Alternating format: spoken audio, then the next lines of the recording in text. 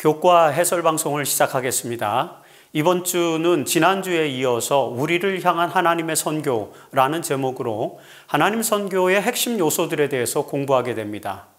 지난주에 우리는 하나님의 선교라는 개념이 무엇인지, 그리고 인류의 역사 속에서 하나님의 선교가 어떻게 전개되었는지에 대한 내용들을 살펴보았습니다. 자, 하나님의 선교는 타락한 인류를 구원하기 위해서 하나님께서 죄인에게로 오셔서 그들과 함께 하시는 것을 말하는 것임을 우리는 알게 되었죠.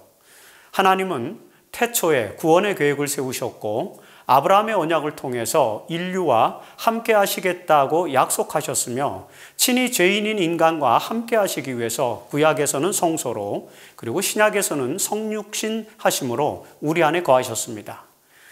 그렇게 인간으로 오신 하나님께서는 십자가에서 인류의 구원을 위한 희생을 치르신 후에 하늘로 가신 후에 다시 오시겠다고 약속하셨고, 궁극적으로는 새 하늘과 새 땅에서 영원히 함께 하실 것을 계시록에서 예언하셨죠. 자, 이것이 하나님 선교라는 개념에 함축된 내용들입니다. 특별히 이 하나님 선교의 핵심 요소들은 선교의 기원과 그리고 선교의 초점 또는 핵심 기별, 그리고 선교의 통로와 현장과 같은 그런 내용들과 관련된 것입니다. 그래서 이 이과의 교재의 내용이 그렇게 편성되어 있는 것을 우리는 보게 되죠. 자, 우리가 하나님 선교의 핵심 요소들을 살펴보는 이유는 하나님 선교가 우리의 선교로 이어지기 때문이라는 것이죠. 하나님은 당신의 선교를 제자들에게도 명령하셨습니다. 이번 주 기억절에서 제시되는 것처럼 마태복음 28장 19절에는 그러므로 너희는 가서 모든 민족을 제자로 삼아 아버지와 아들과 성령의 이름으로 침례를 베풀고 라고 명령하십니다. 자, 이 명령을 수행하기 위해서 우리는 선교 전략이 필요하죠. 따라서 하나님 선교의 핵심 요소들이 무엇인지를 잘 이해함으로써 우리는 우리의 선교의 핵심을 간파할 수 있을 것입니다.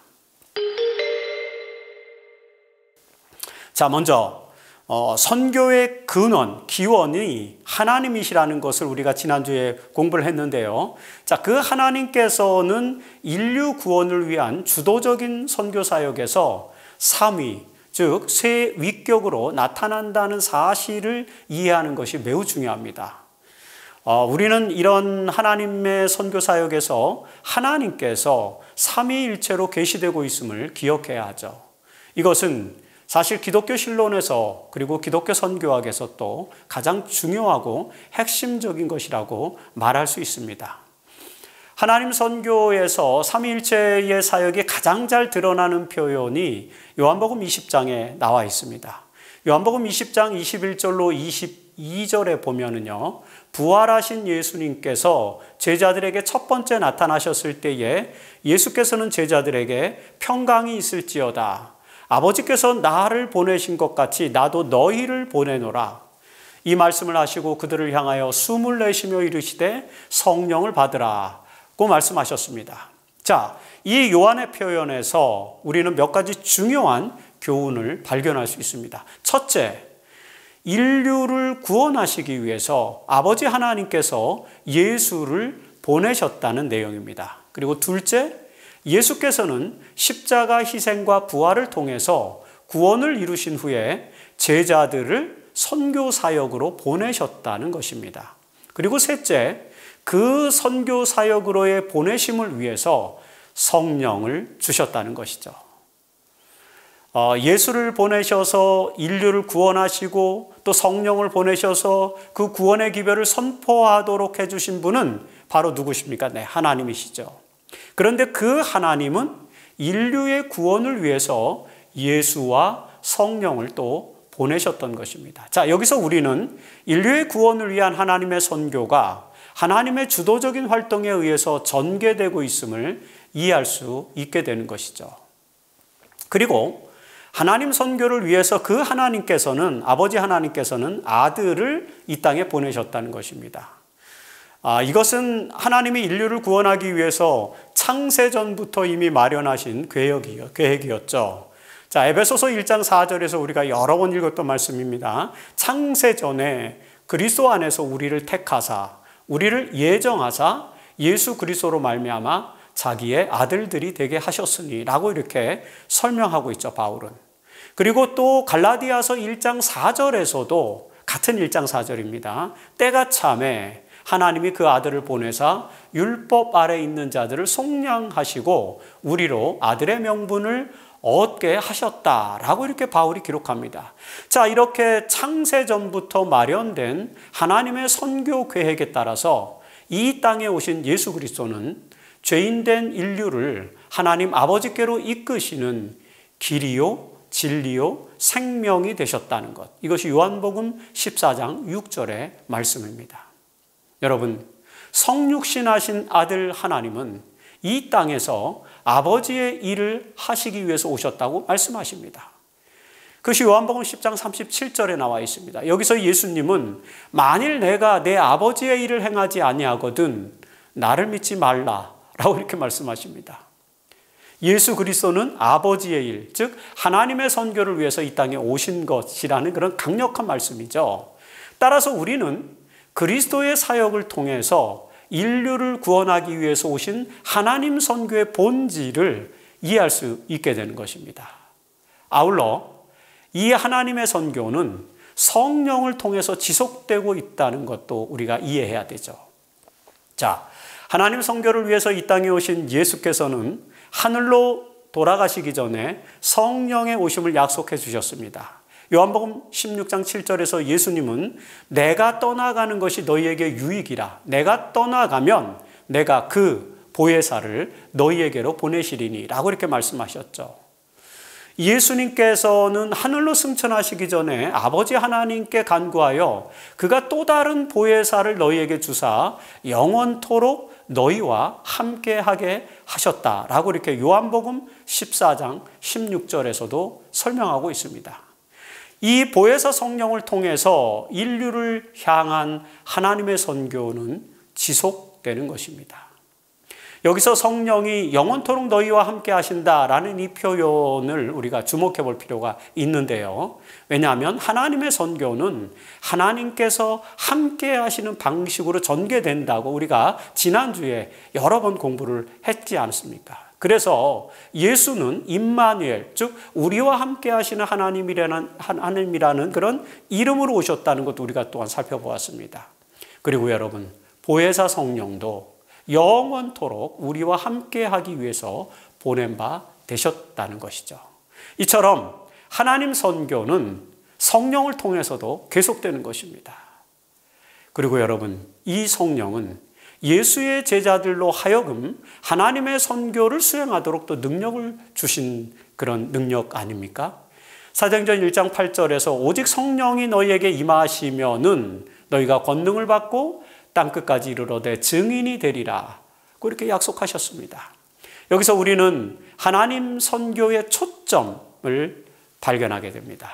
자, 월요일 소지에서 바로 그 선교의 초점을 우리가 함께 다루게 되는 것입니다. 삼위일체 하나님의 참여로 시작된 하나님 선교는 예수 그리스도와 또 성령을 통해서 제자들에게로 전수되었습니다. 하나님은 인류를 구원하시기 위해서 그들과 함께 하셨고요. 또 이 땅에 계시는 동안에 제자를 삼으시고 그 제자들에게 하나님 나라를 선포하도록 명령하셨습니다. 여기서 우리는 하나님 선교의 초점이 제자를 삼는 것에 있다는 사실을 이해하게 되는 것입니다. 저와 여러분에게 맡겨진 이 선교는 사실 하나님 선교이며 그리고 그 하나님 선교는 제자 삼기에 초점이 맞춰져 있기 때문에 우리의 선교 역시 제자 삼는 것에 초점을 맞추어야 한다는 것, 이것을 우리가 이해할 필요가 있는 것입니다. 이런 선교의 초점은 마태복음 28장에 나타난 예수의 선교 명령에서 분명하게 확인되죠. 자, 예수님은 먼저 그의 제자들을 부르십니다.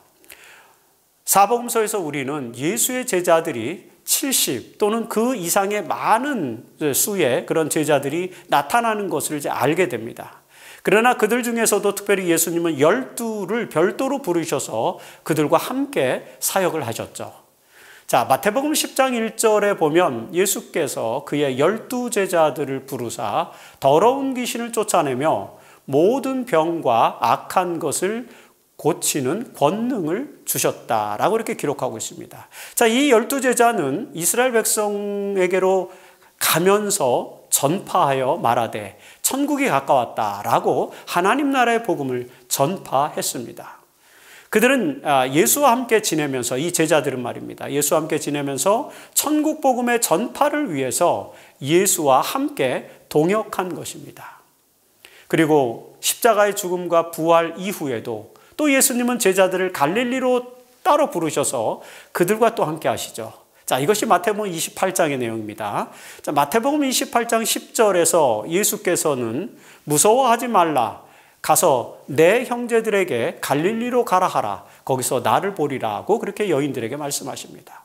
그러자 그 이야기를 들은 제자들은 갈릴리로 가서 그리고 예수를 만나서 예수와 함께 하였죠.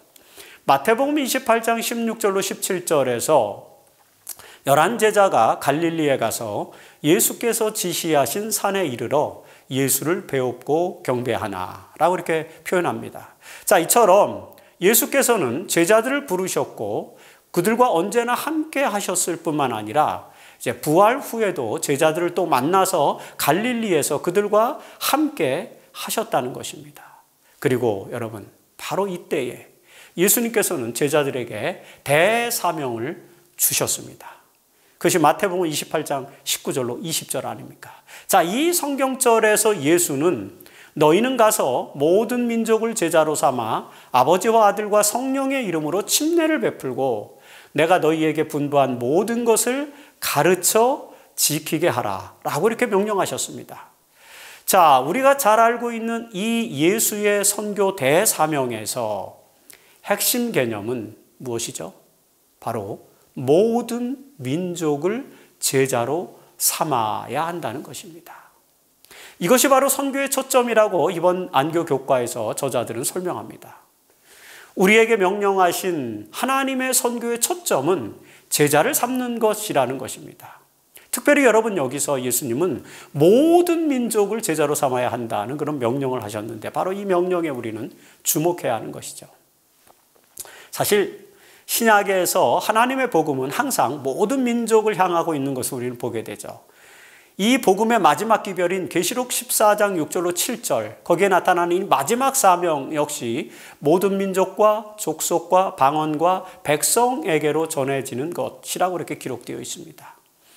제7안식 예수 재림교회가 마지막 사명을 성취하기 위한 이 글로벌 미션이라고 하는 그런 개념에서 가장 주목하는 것도 바로 이 부분입니다. 이 기별은 모든 민족에게로 향한 것이며 그리고 제자를 삼는 사역으로 구체화되어야 한다라고 하는 것이죠. 자, 모든 민족을 제자로 삼는 이 위대한 사명은 사실 우리의 능력으로는 성취할 수 없죠. 그래서 예수님께서는요, 당신의 능력으로 제자들과 언제나 함께 하시겠다고 그 다음 구절에서 이렇게 약속을 해주시는 것입니다. 자, 먼저 이 선교 대사명을 설명하실 때 예수님께서는 마태복음 28장 18절에서 하늘과 땅의 모든 권세를 내게 주셨으니, 그 하늘과 땅의 모든 권세를 예수님께서 받았으니 라는 그런 말씀을 해주십니다. 이 말씀에 나타나는 것처럼 모든 권세를 가지고 계신 그리스도께서 이제 명령으로 또 우리에게 선교 사명을 주실 것인데, 그 주어진 명령은, 대사명은 그분의 능력, 그리고 예수 그리스도의 능력 안에서 이루어질 것이라는 것입니다. 그래서 이 모든 능력을, 하늘과 땅의 모든 권세를 부여받으신 주님께서는 마태복음 28장 20절에서 내가, 예수님께서 세상 끝날까지 너희와 제자들과 항상 함께 있으리라 라고 이렇게 약속하신 것입니다. 이 말씀에 따라서 우리가 모든 민족을 제자로 삼는 일에 참여할 때 그곳에는 언제나 능력의 주님께서 함께 하실 것이라는 사실을 우리는 믿게 되죠. 따라서 우리는 하나님의 선교를 대신하는 대리자들이며, 그리고 이 대사명에 주어진 모든 민족을 제자로 삼는 일 역시 하나님의 선교라고 라는 사실을 이해할 필요가 있는 것입니다. 그리고 여러분, 이 대사명의 핵심 초점이 제자 삼기라는 사실을 우리는 기억해야 한다는 것이죠. 이 안교 교재에 나타나는 것처럼 이 문장, 마태복음 28장 19절로 20절의 이 긴 문장에서 사실 핵심 동사는 제자를 삼으라는 그런 단어입니다. 사실 여기에 보면 침례를 베풀고 가르치고 지키게 하라라는 그런 단어가 동사로 사용되기는 하지만 사실 그 단어들은 모두 제자를 삼아라는 그런 동사, 그 행위를 수식하는 문법적 형식으로 표현되어 있습니다, 원어에. 우리가 선교를 통해서 침례를 베풀고 또 하나님의 말씀을 가르치고 또 하나님의 명령을 지키게 하는 이 모든 행위는 결국에는 제자를 삼는 행위로 귀결된다라고 하는 것이죠. 따라서 하나님 선교에서 가장 핵심은 제자 삼기인 것입니다. 왜냐하면요, 제자를 삼아야만 그들이 하나님 선교에 또 동참하여서 이 대사명을 끝낼 수가 있을 것이기 때문입니다. 자, 우리는 이 내용에 대해서는 이제 앞으로 계속해서 구체적으로 공부를 하게 될 것입니다. 하나님 선교의 초점이 제자 삼기인 이유는 그 제자들이 전해야 할 기별이 있기 때문이다라고 우리가 또 이해할 수 있죠. 그렇다면 여러분, 그 기별이 무엇일까요? 자, 화요일 소지에서는 바로 이 하나님 선교의 기별이 무엇인지를 살펴보게 되는 것이죠. 자, 먼저 하나님 선교의 핵심 기별이 무엇인지를 이해하려면 예수님께서 전하신 내용이 무엇인지를 확인할 필요가 있습니다. 예수님께서는 사실 이 땅에 오셔서 하나님의 나라를 전파하셨습니다. 누가복음 4장 43절에서 예수님은 내가 다른 동네들에서도 하나님의 나라 복음을 전하여야 하리니 나는 이 일을 위해서 보내심을 받았노라, 이렇게 말씀하셨습니다. 예수는 하나님께로부터 보내심을 받은 분이셨다라고 이렇게 설명하고 있죠. 여기서 보내심을 받았다라는 이 단어 그리스어는 아포스텔로입니다. 사실 사도라는 단어, 이 아포스텔로스라는 단어가 바로 여기서 왔죠. 이 용어 아포스텔로 또는 아포스텔로스라는 이 단어는 보내심을 받은 자라는 그런 뜻입니다. 자, 예수님은 하나님께로부터 보내심을 받은 자, 즉 아포스텔로스셨는데 그의 사명은 뭐예요? 네, 하나님 나라의 복음을 전하는 것이다 라고 이렇게 정리할 수 있는 것입니다.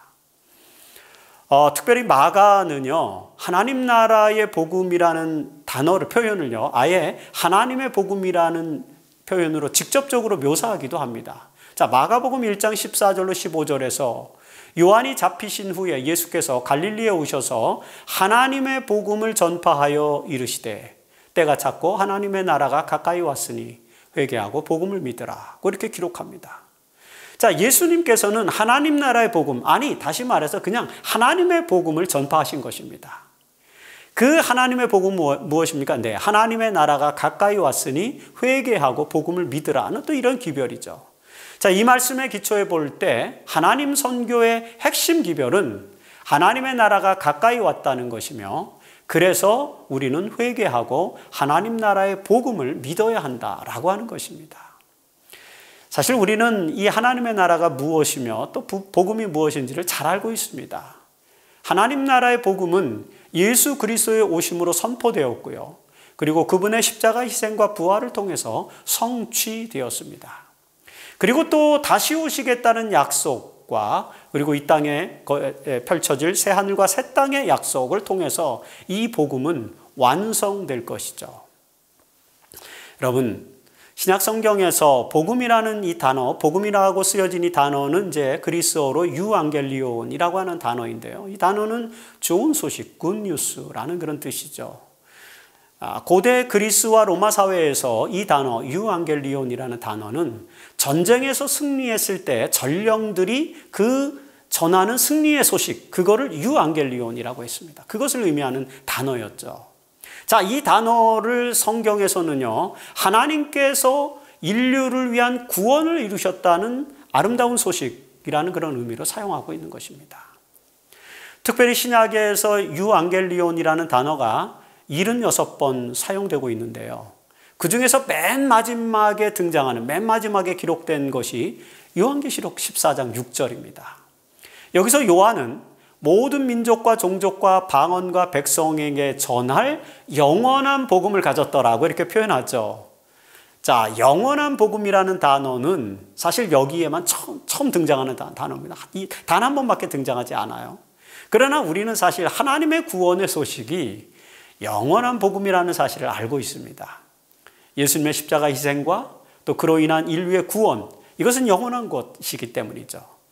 이 영원한 복음은 하나님께서 인류를 구원하기 위해서 마련하신 것인데 그 복음을 전하는 사명이 예수님의 제자들에게 맡겨졌다라고 하는 것입니다. 사실 하나님께서는 매 시대마다 당신의 백성들을 세우셔서 복음을 이 세상에 전해주셨습니다.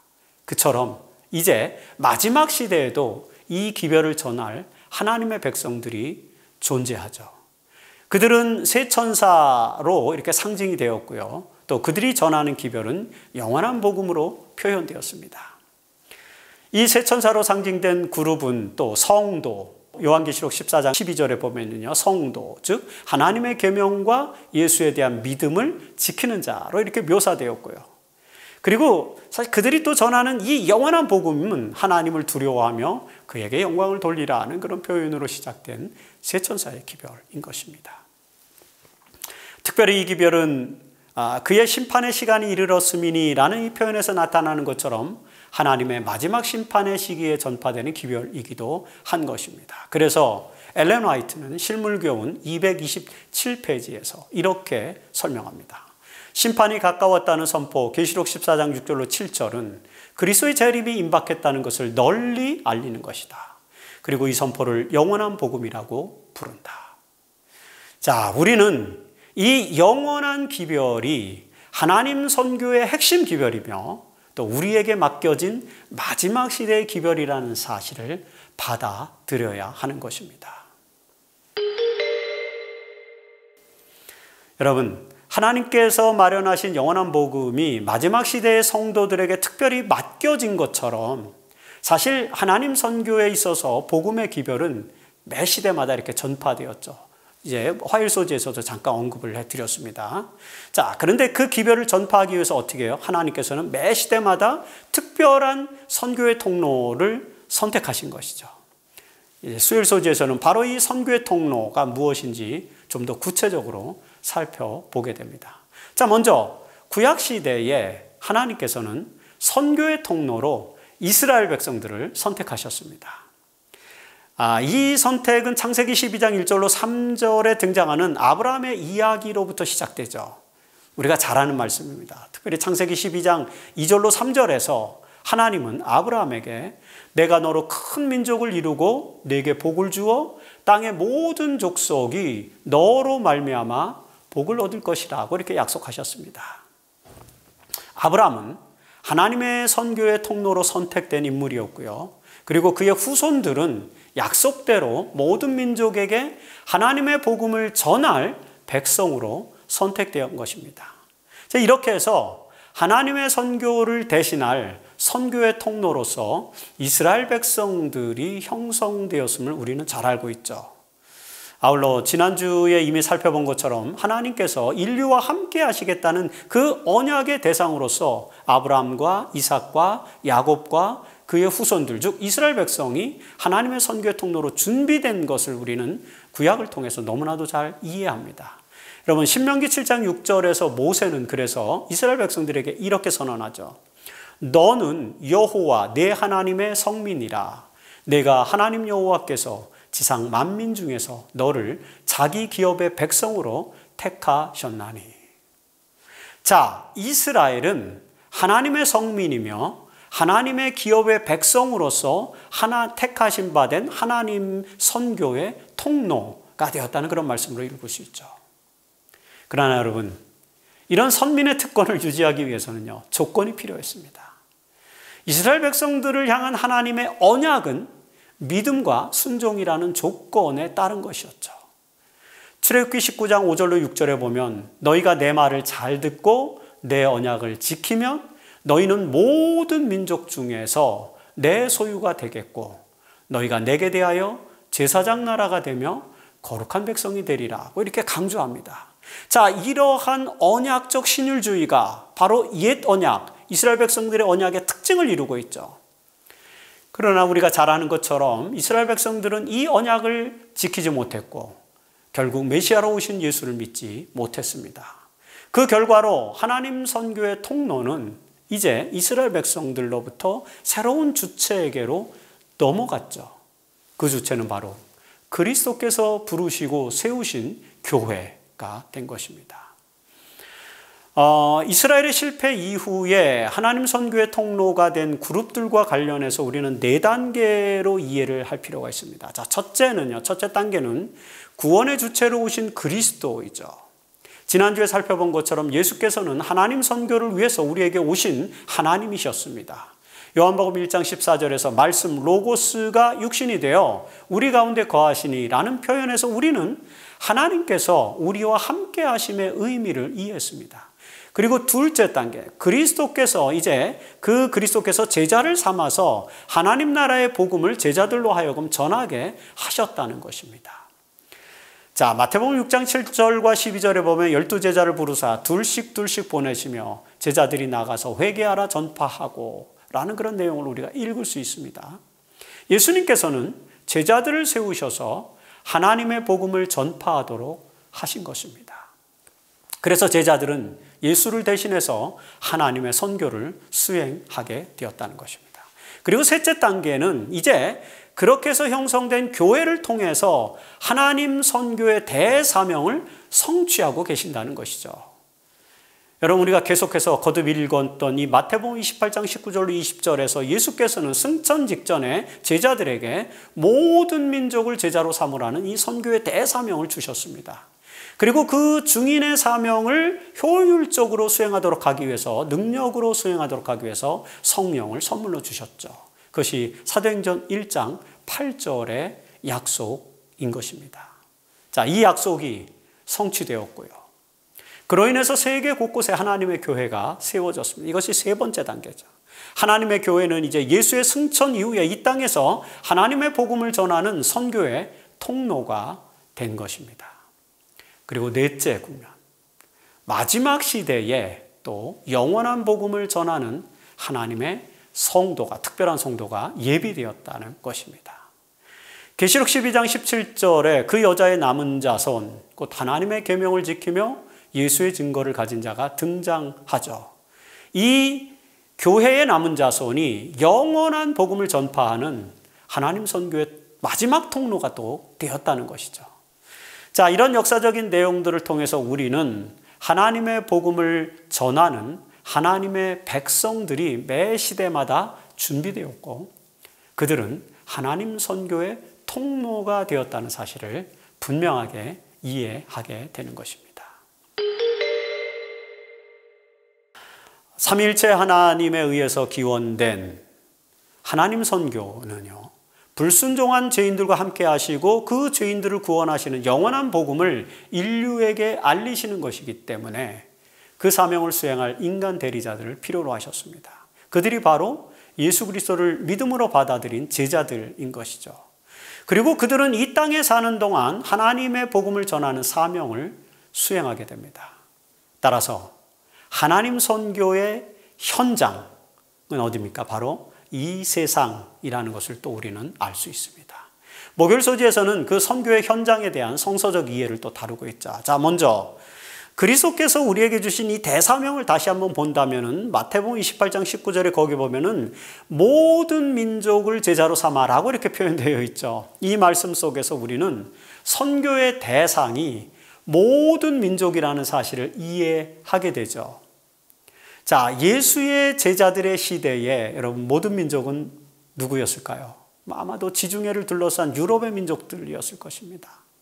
하지만 중세 이후에 대항해 시대가 도래하면서 그 모든 민족이 이제 아프리카와 아시아와 아메리카 대륙으로 확장되었죠. 그리고 여러분 20세기 들어서서는 그 모든 민족이 이제는 이슬람과 불교 문화권이 집중되어 있는 지역, 대충해서 말하는 소실 1040 윈도우, 14십 창이라고 불려지는 이 1040 윈도우 지역에 있는 미선교 종족, 민족들로 이 모든 민족이 확장되는 것입니다. 개념이. 우리는 이 모든 민족을 제자로 삼기 위해서 우리의 선교 현장을 이제는 미선교 종족으로까지 확장해야 하는 것입니다. 그 선교 현장은 어디입니까? 바로 우리가 살고 있는 이 지구촌이죠. 그래서 대총회는요, 글로벌 미션, 지구촌 선교라는 단어를 쓰게 된 것입니다. 이 모든 민족의 개념은 사실 사도행전에서 이미 주어진 것이거든요. 왜냐하면 사도행전 1장 8절에 보면은요, 오직 성령이 너희에게 임하시면 너희가 권능을 받아서 예루살렘과 온 유대와 사마리아와 땅 끝까지 이르러 내 증인이 되리라 하시니라, 이렇게 약속하셨습니다. 자, 성령의 약속과 더불어 수행하게 되는 하나님의 선교는요, 예루살렘에서부터 시작됩니다. 그것은 하나님 선교의 본부였죠. 예루살렘에서 예수께서 속죄를 이루셨고요. 또 그곳에서부터 예수의 제자들이 교회를 세웠고요. 그리고 복음을 전하기 시작했습니다. 그들은 이제 온 유대와 사마리아로 복음을 확장했고요. 그런 원심적인 선교의 범위가 이제 땅끝까지로 확장된다고 사도행전에서 이야기하고 있는 것입니다. 여러분, 이 말씀을 21세기 우리가 살고 있는 우리 교회의 현실에 적용하면 어떻게 될까요? 자, 우리의 선교는 어디서부터? 가정에서부터 시작되어야 합니다.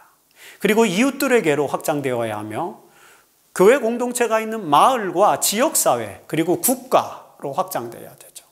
그리고 더 나아가서 온 세계로 확장되어야 한다는 것입니다. 이것이 하나님께서 우리에게 명령하신 우리의 선교 현장이라는 것입니다. 그리고 여러분, 선교 현장을 다 이해하는 데 있어서 우리가 주목해야 하는 것은 바로 땅끝이라는 단어입니다.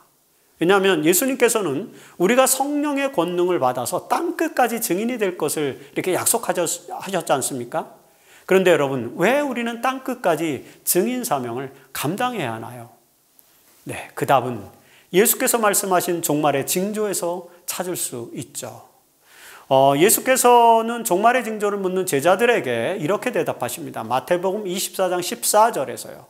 이 천국 복음이 모든 민족에게 증언되기 위하여 온 세상에 전파되리니 그제야 끝이 오리라.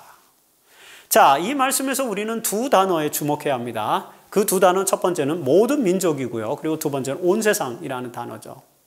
이 두 단어가 바로 마태복음 28장 19절과 사도행전 1장 8절에서 사용된 그 단어들입니다. 자, 하나님 선교에서 우리에게 주어진 대사명은 바로 이 모든 민족을 제자로 삼고 온 세상 땅끝까지 복음을 증언하는 것이라는 거죠. 이것이 바로 우리의 선교 현장이며 선교의 범위가 된다는 것입니다. 이렇게 해야만 하나님의 선교의 궁극적인 결말인 예수의 재림이 이루어질 것이기 때문이라는 것이죠.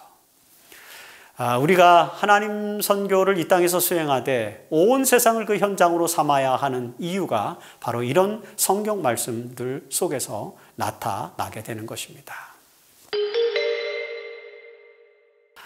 이번 주에 우리는 우리를 향한 하나님의 선교 제2부를 공부하였습니다. 하나님 선교의 기원, 근원은 삼위일체 하나님이시고 그 삼위일체 하나님에 의해서 인류 역사에서 전개된 하나님 선교는 그 초점이 제자 삼기에 있다는 것이고요. 그리고 그 제자들이 전하는 기별은 영원한 복음이며, 그리고 그 영원한 복음을 전하는 통로는 하나님의 백성, 즉 각 시대의 남은 자들이었다라는 그런 사실들을 지금 확인했습니다. 그리고 목요일 소재에서 그 선교의 현장이 온 세상 모든 민족이라는 것도 이해하였죠. 모든 민족을 제자로 삼아 온 세상의 증인이 되는 것, 이것은 하나님 선교의 종결, 즉 예수의 재림을 위해서 필요 충분 조건이라는 사실을 또 이해했습니다. 이런 이해를 토대로 하나님의 선교와 우리의 선교를 깊이 있게 통찰하고 영원한 복음을 전하는 하나님의 선교를 수행하는 하나님의 백성, 남은 교회가 되어야 할 것입니다. 엘렌 화이트는 1912년 11월 14일자 리비엔 헤럴드에 우리에게 이렇게 권면하고 있습니다. 너희는 세상의 빛이라는 구세주의 말씀은 그분께서 제자들에게 전 세계적인 사명을 맡기셨다는 사실을 가리킨다. 태양광선이 지구의 가장 먼 구석까지 도달하듯이 하나님께서는 복음의 빛이 지구상의 모든 영혼에게 전해지도록 계획하셨다. 만일 그리스도의 교회가 주님의 목적을 성취한다면 그 암에 앉아있는 자들과 사망의 그늘에 있는 모든 이들에게 빛이 비춰질 것이며 영혼 구원을 위해 그리스도처럼 일할 것이고 이 천국 복음은 온 세상에 빠르게 전파될 것이다. 그리스도의 제자들에게는 전 세계적인 사명이 맡겨졌습니다. 그런데 여러분, 이 사명은 원래 하나님의 것이었습니다. 우리와 함께 하시는 하나님의 구원의 복음으로 인류는 구원을 받게 되었습니다. 그 복음을 깨달은 주님의 제자들은 그 기별을 모든 민족에게 전할 사명을 또 받게 되었습니다. 매 시대마다 예수의 제자들에 의해 전해진 그 복음이 이제는 마지막 시대의 남은 자의 사명으로 주어졌습니다. 영원한 복음을 전하는 사명을 가진 우리는 하나님의 선교를 우리의 선교로 받아들여야 합니다. 우리로 하여금 모든 민족에게 구원의 복음이 신속히 전해져 하나님 선교가 맞춰질 수 있도록 헌신하는 우리 모두가 되기를 바라며 교과해설 방송을 마치겠습니다.